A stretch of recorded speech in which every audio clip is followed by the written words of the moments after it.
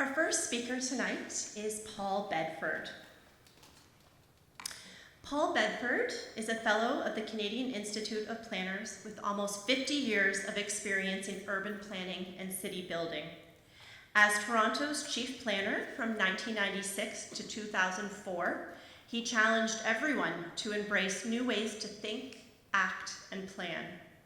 He was the architect of the King Spadina and King Parliament Renaissance, the driving force behind a new official plan for the amalgamated city of Toronto, as well as the Central Waterfront Principles Plan, Making Waves. Since his retirement from the City of Toronto after 31 years of public service, he was appointed as adjunct professor in both the University of Toronto and Ryerson University Planning Schools. He also served on the National Capital Commission's Advisory Planning and Design Committee in Ottawa and the Metrolinx Board of Directors, where he championed the new development of Big Move Regional Transportation Plan, new funding tools, and the electrification of the GO Rail network. He is currently chair of the Waterfront Toronto Design Review Panel, which reviews all public and private sector development projects on Toronto's Central Waterfront, and is also a member of the University of Toronto Design Review Panel. He is the Dean of the Urban Land Institute Leadership Program, which engages mid-level city building career professionals in the development of vision and action plans for targeted priority communities, as well as citywide policy issues. Welcome to Market Hall, Paul.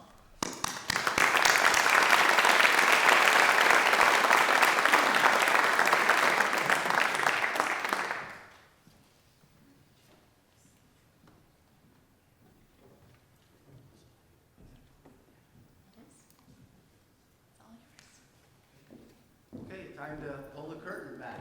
Thank you so much for inviting me tonight. I'm going to be fairly quick with my slides because somebody's keeping track of time. I call this Unlocking the Future because I think Peterborough has tremendous assets, but the future is really, really bright if you get a number of things right. And that's what I'm going to try and share with you tonight. I thought I'd just put this slide up there because I was asked by Terry and others to come and talk about ideas. And this rings true to me. The value of an idea is if you use it. So you're going to hear a lot of ideas tonight, and I hope you're going to use some of them from the three of us and carry them forward in the way that only you can. Here we go. Here are some starting points I think are useful. As you all know, you had an election last year. You have a new mayor, a new council, new energy, new ideas that want to push Peterborough forward. That's obviously very positive. You have a very creative downtown BIA, and Terry's already been thanked, but I'll thank him again. You're so lucky to have him as an executive director. He's done a tremendous amount of work.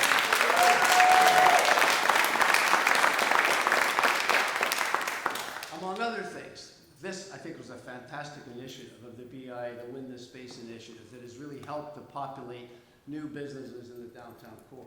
You also are in the middle of this great discussion about a new official plan for Peterborough. I've read it, I've looked at it. I think there's been a lot of discussion, a lot of engagement.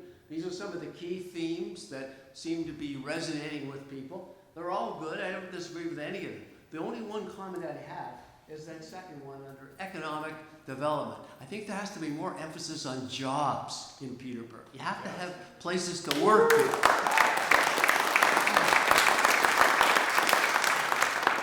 This just excites me beyond belief. The potential for whether it's GO or VIA or what, to get this connection to downtown Toronto to Peterborough would make a tremendous difference on all fronts, especially I'll go back to that theme of jobs. Because if you, as you know, there's GO trains to Niagara Falls, St. Catharines, Barrie, Kitchener, why not Peterborough?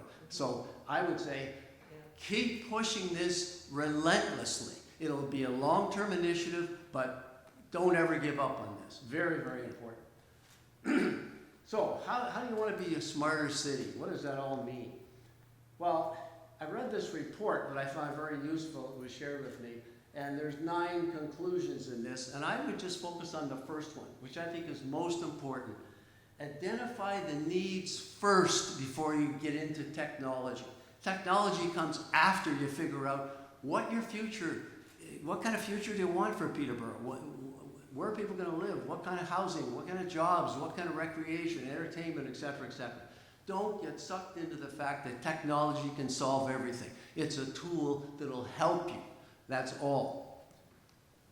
Now, you've seen this map. I like it, so I put it up again. And we had a walk of those sites tonight. And what blew me away was the potential, the size of those sites, the publicly owned land and the privately owned land that's adjacent. I'd even go further, just off the map, as you all know, the huge CGE lands just to the west. I think maybe should be part of this thinking. And if you look at all that together, that is the enormous land resource that most cities would die for.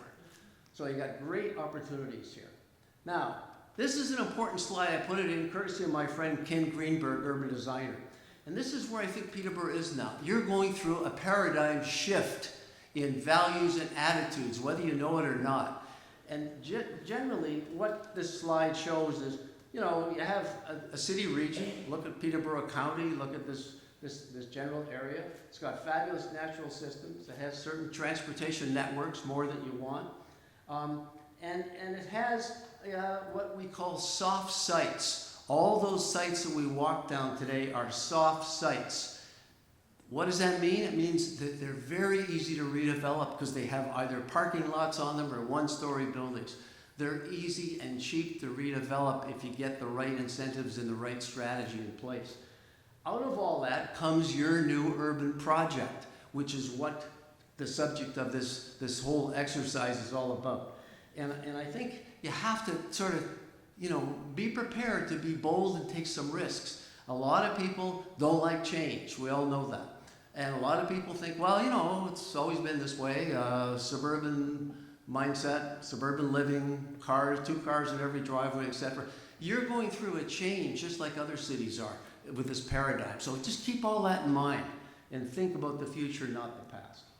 Now, what I want to do is give you 3 examples of stuff that I was involved in with 8 mayors over 31 years. And there's 3 types of change. The first is policy-driven change, official plan, etc. Here are some examples. Here's a shot of downtown Toronto. Most of you can recognize the Flatiron building in the foreground. I'll refer to it right there, the Government Awards building. This is from the 70s. What do you notice about that? Look at all the parking lots all over the place.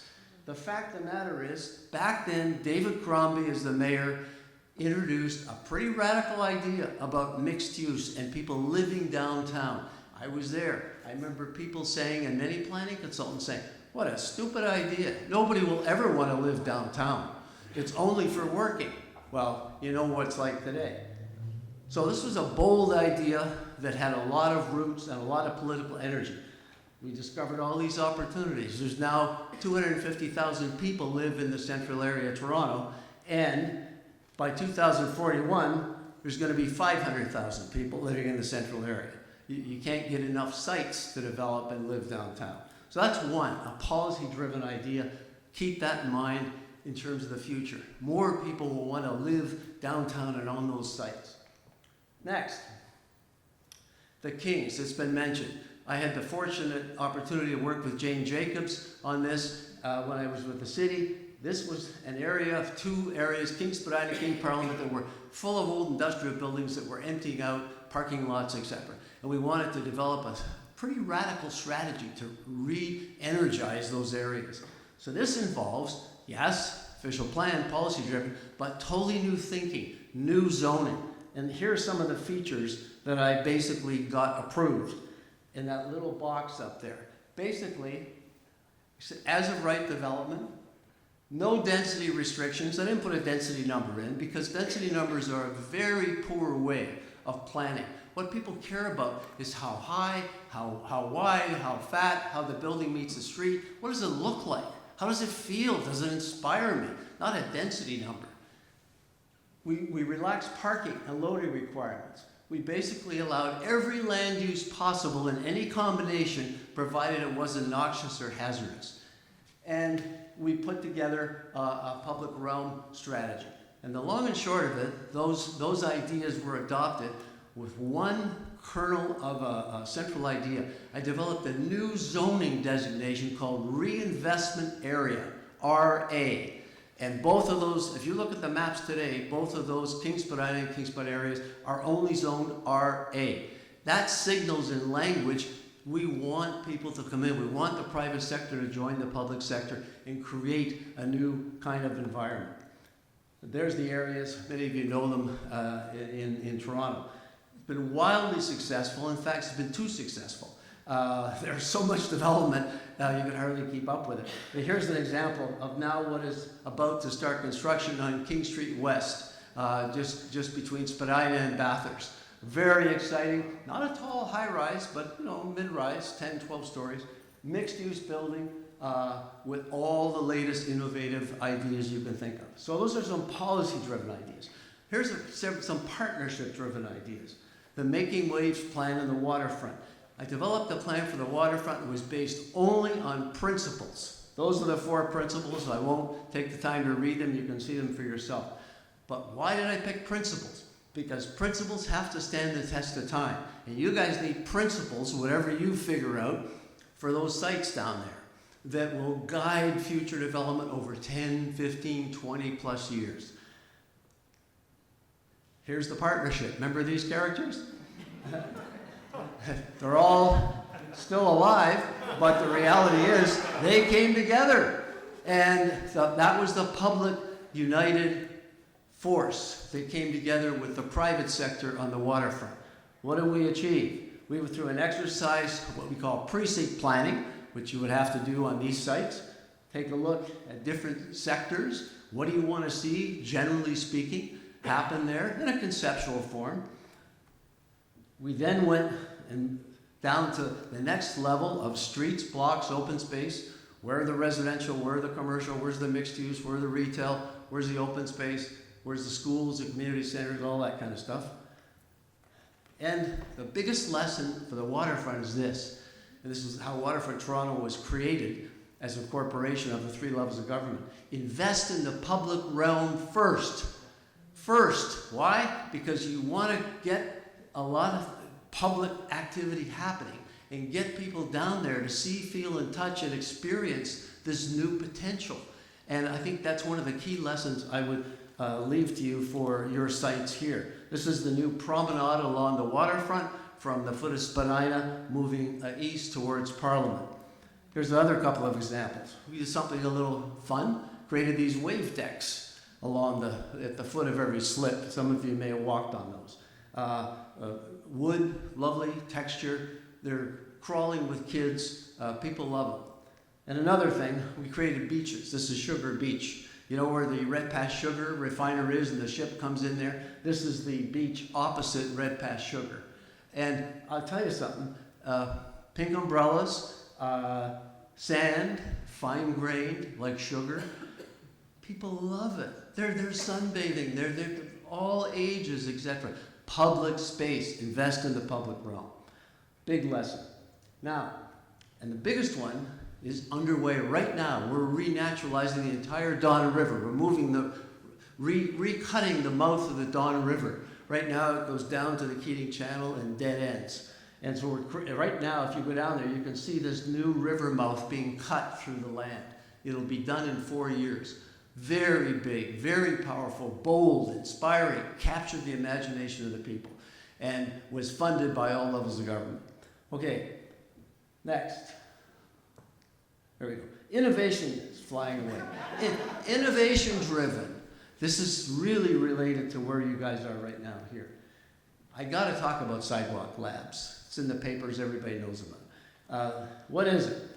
Well, the Waterfront Toronto Board issued an RFP, request for proposals, all across the world to say, who wants to come forward and partner with us to do planning, city building differently, to push the envelope as far as we can on every front. And these were the kind of themes that we were looking for. So mixed use, global market transformation, etc. Totally new ideas. These are the 5 priority outcomes that are currently in the plan that are being debated now. And you can read them for yourself. But notice number 1 again, jobs. You gotta have a place to work for millennials, for young people, for future generations. And it's gotta be good jobs and meaningful jobs. Of course, you have to have housing of all types for all age groups. And you have to have affordable housing. And the sustainability, the climate change initiative agenda that we're all experiencing now, how you move around, and then finally innovation. Here are some of here's what it looks like. This is the plan that is being debated now. If you read it, if you pick up the current edition of Toronto Life, it's full of all kinds of different opinions about it. And I won't go through the details. You can see the numbers for yourself up here. This is basically 4.5 hectares, or 12 acres. That's all it is. It's also, there's a couple of tall buildings in the back, but mainly it's sort of mid-rise and even lower buildings. And it is about creating new public realm. It's about the whole district will be built out of massed wood timber. It's new energy, it's climate change, it's, sidewalks where there's no ice because, the ice will melt because the heating coils are in the sidewalk, etc., etc., etc. Waste disposal, everything under the sun. It's controversial, and it should be. And there's lots of different debates and opinions on it. Here's the second piece of it. They got a little ambitious, Sidewalk Labs. The idea was to develop the 12 acres first. They went further and went to this area we call Villiers Island, where this new Don River mouth is going to go through. And what they want to put the Canadian headquarters of Google on that island. Now that probably is a great idea, but the question is, let's get the 12 acres done first. Let's see what comes out of that, and then let's go to the second phase. So those are some of the ideas I wanted you to see. What would it achieve? Again, I'm not going to read this, but you can see some of the tremendous benefits in terms of levering activity and investment from the public and private sector. So it's a hot topic. There's the current edition of Toronto Life. If you haven't read it, you should probably get it and judge for yourself. But the board is going to make a decision by the end of October how they want to move forward on this. So those are some innovative driven. Now, out of all that, I thought I'd share with you some key principles that I think would be useful. First of all, think big. Don't make no little plans, but plan for your entire life cycle, from 8 to 80, or from 0 to 100, or whatever. But you need facilities and housing and activities for the entire life cycle. So build that in to your planning. Second, radical mixed use. Some of you may have seen this. This is in Vancouver on Cambie Street. This was a Home Depot with condos, rental housing, and retail shops on the Cambie frontage. Any permutation and combination of mixed use is fine. Just don't think about yesterday. Think about tomorrow. More diversity, more mix, the better. Third, this is layering. We start again with investing in the public realm, create the public framework first, then you have development guidelines, then you talk about character, and you build these layers. And you have to go through that exercise on your sites. And finally, I can't resist, put up young people here, think of the future. You want people to stay here, not leave when they all graduate from Trent. You want people to come here. And I think the tech industry is exploding in the Toronto area. And I don't see why this couldn't be a satellite location for it, especially if you've got that GO train or VIA connection. So think about that. Now, let's finish off with Peterborough. So plan making. How do you move forward here? Here's some thoughts for you. Number one, I came across this, and I thought this would be really interesting for you guys to do some homework on. This is in Stockholm, Sweden, called the Royal Seaport. Huge old industrial brownfield area. This is the plan they're proceeding with for 12,000 people, 35,000 jobs. 3 times the number of jobs than people. And look at what's interesting about it on the images and the figured ground is that these are not all high-rises. There's one high-rise in there.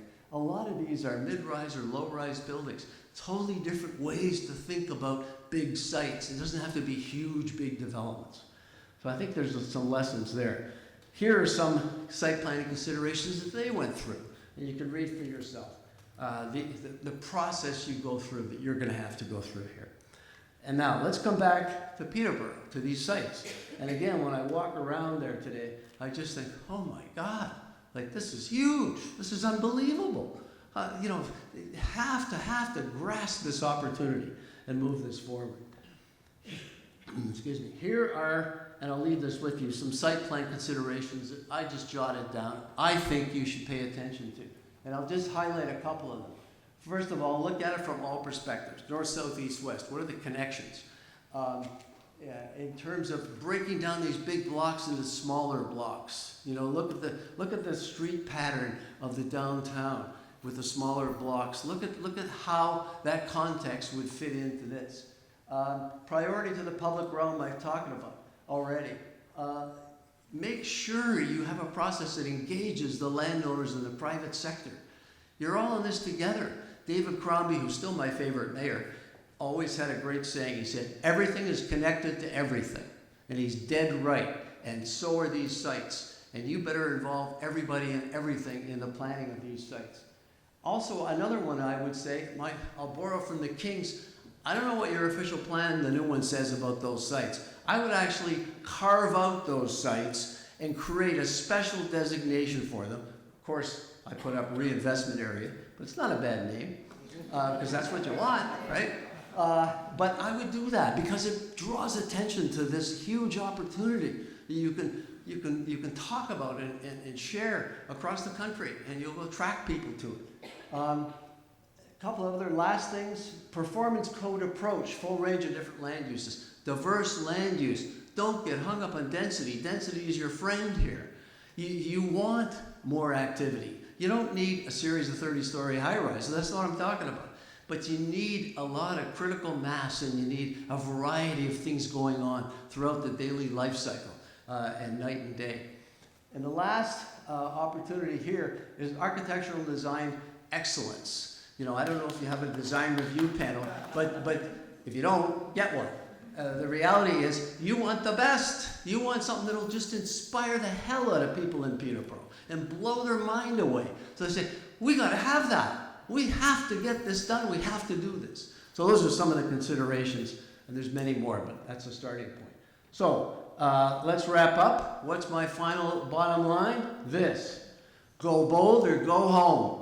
You have an opportunity to go very, very bold here, and don't go backwards, go forward. Thanks for your attention.